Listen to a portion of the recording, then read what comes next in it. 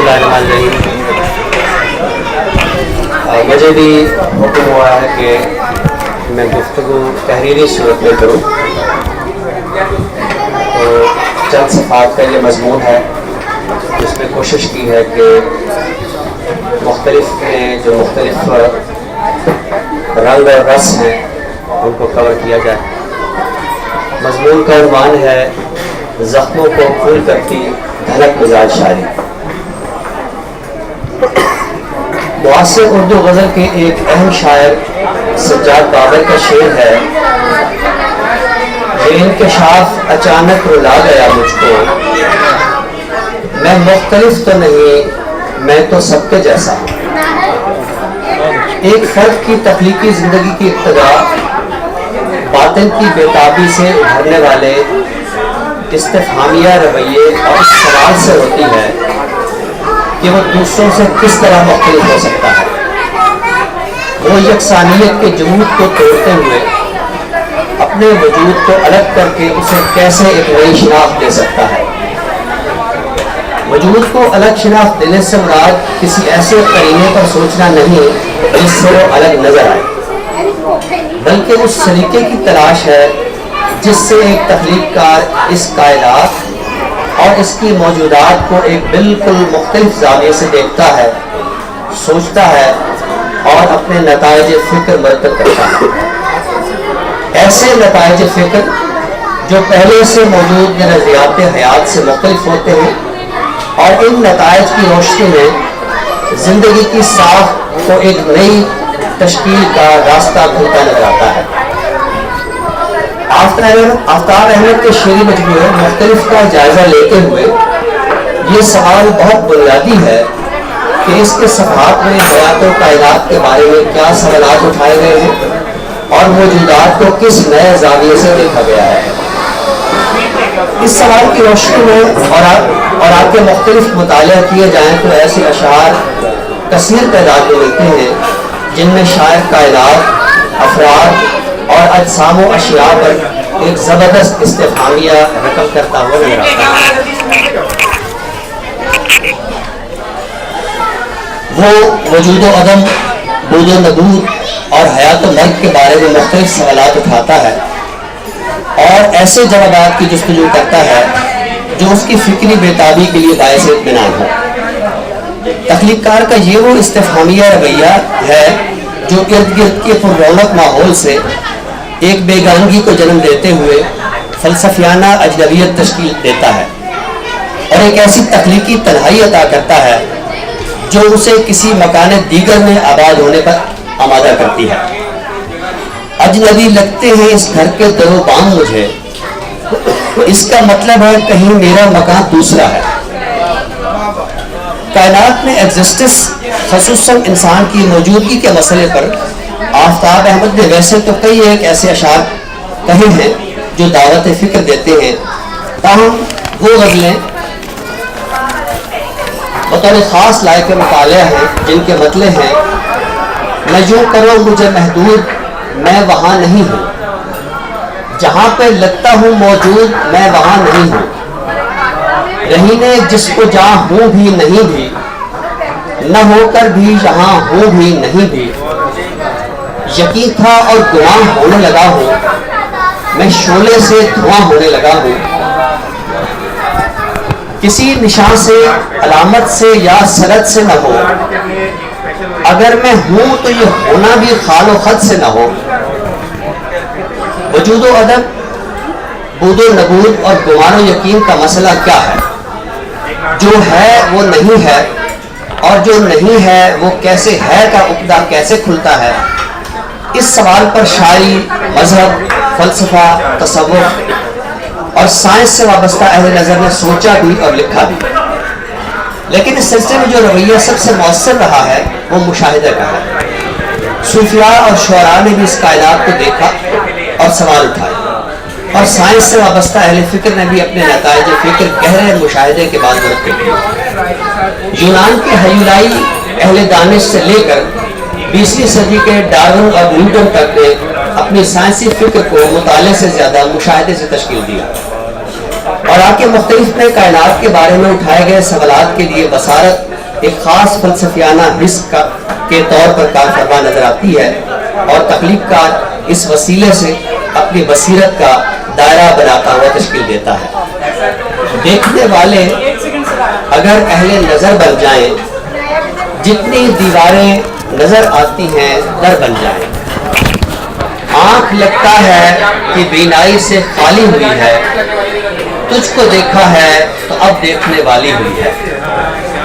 آنکھ سے دیکھنا ممکن ہی کہاں ہے احمد، جو نظر آتا ہے بینائی کے ہٹ جانے سے۔ سامنے رکھے نظارے کو کہاں علم کے اب، آنکھ روشن میری ایک اور نظارے سے ہے۔ آفتاب احمد کے ہاں حصہ بصارت کی اس فلسفیانہ سطح کی بنیاد پہ آئینہ ایک اہم استعارے کے طور پر سامنے آتا ہے۔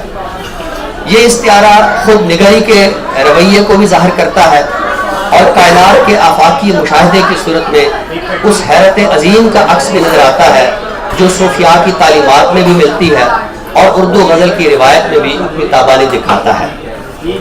بے شکل بھی ہوں اور میری پہچان الگ ہے، آئینہ بھی اس بات پہ حیران الگ ہے۔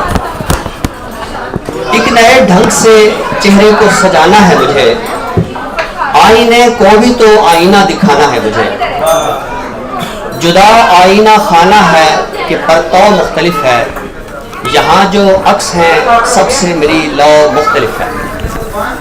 مختلف کے صفات پر شاعر کی تخلیقی بیتابی کے اظہار کے لیے ایک دوسرا اہم استعارہ جس کا بار بار ظہور ہوتا ہے چراغ کا ہے، جو کہیں کہیں ایک بڑے الاؤ یا آگ کی صورت میں بھی نظر آتا ہے۔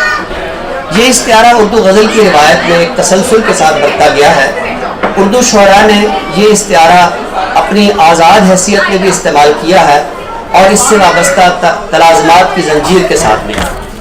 1970 کی دہائی میں عرفان صدیقی، ثروت حسین اور جمال احسانی نے اسے ایک خاص اسلوب کے ساتھ اپنی غزل کا حصہ بنایا، جس سے اس کی معنوی پرتیں ایک اور رنگ میں کھلی۔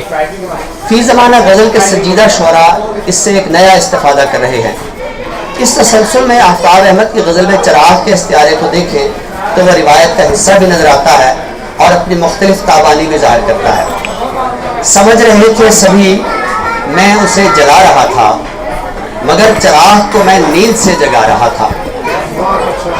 ننھی سی لگ رہی ہے بظاہر دیے کی لو، یہ بھی نہ ہو اگر تو کہیں پر بھی کچھ نہیں۔ سمجھ رہے تھے سبھی میں اسے جلا رہا تھا، مگر چراغ کو میں نیند سے جگا رہا تھا۔ آفتاب احمد نے چراغ کے استعارے کو اپنے اسم کے ساتھ بھی برتا ہے، لیکن بالواسطہ طور پر بھی۔ اس سلسلے میں وہ غزلیں بطور خاص لائق ذکر ہیں جن کی ردیف بجھنے کے عمل سے متعلق ہے۔ کسی کو کیسے دلاؤں یقین بجھا ہوا ہو، چمک رہا ہوں جہاں پر وہی بجھا ہوا ہو۔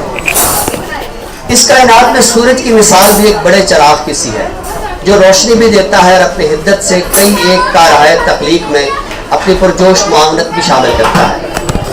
آفتاب احمد نے اپنی غزلوں کے مقطعوں میں اپنے نام کا استعمال محض بطور تخلص نہیں کیا، بلکہ اس کی مذکورہ معنویت سے بھی استفادہ کیا ہے۔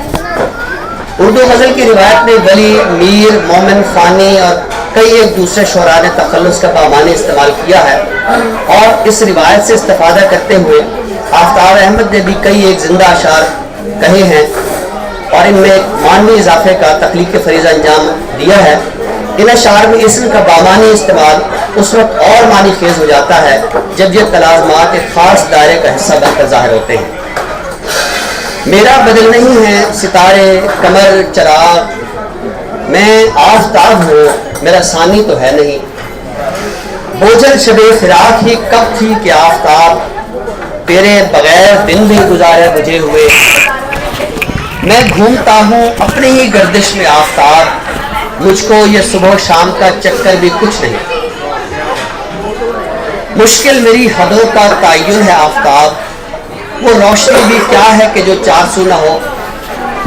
آفتاب احمد نے اپنا راستہ راستوں میں ضم نہیں کیا اور اپنی راہ الگ نکالنے کی ثمربار کوشش کی ہے۔ اس اعتراف میں بخل نہیں برتنا چاہیے کہ نئے راستوں کی تلاش میں پیش آنے والی مشکلوں سے تخلیق کار نے اپنے لیے جو آسانیاں پیدا کی ہیں وہ حیرت افزا ہے، اور غزل کے سنجیدہ کاری کے لیے ان میں ایک خاص شعری حظ اور تخلیقی مسرت موجود ہے۔ ان اشعار کی فکری اور اسلوبی آب و تاب اردو شعر و ادب میں تخلیق کار کے معنوی وجود کو نمایاں بھی کرتی ہے اور دوام بھی عطا کرتی ہے۔ یہ اشعار غزل کی روایت کا فہم رکھنے والے اذہان کے لیے یقیناً تحسین کا باعث بھی ہیں اور تسکین کا بھی۔ سانس کی آنچ پر بھرے ہوئے لوگ، جی رہے ہیں یہاں مرے ہوئے لوگ، جست بھرتا ہوں ابد کی جانب، بیچ میں کون و مکاں آتا ہے۔ اب کیا ہوا کو اپنا تعارف کراؤں میں، کہہ تو دیا چراغ ہوں اور لو پذیر ہوں۔ وجود واہمہ ہے اے بدن نجات سمجھ، یہ تیرا سایہ بھی شاید تیرے جسد سے نہ ہو۔ ممکن ہے شے وہی ہو مگر ہو بہو نہ ہو، ریگے رواں بھی دیکھ کہیں آبجو نہ ہو۔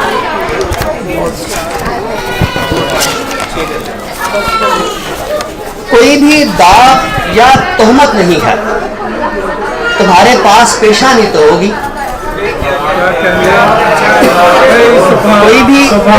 کوئی بھی داغ یا تہمت نہیں ہے، تمہارے پاس پیشانی تو ہوگی۔ کس کو درکار ہے یہ دولت غم، کس کو میراث منتقل کروں میں۔ ہٹ کر بھی تیرے ہجر سے ایک ہجر ہے درپیش، ایک زخم اسی زخم کے دوران الگ ہے۔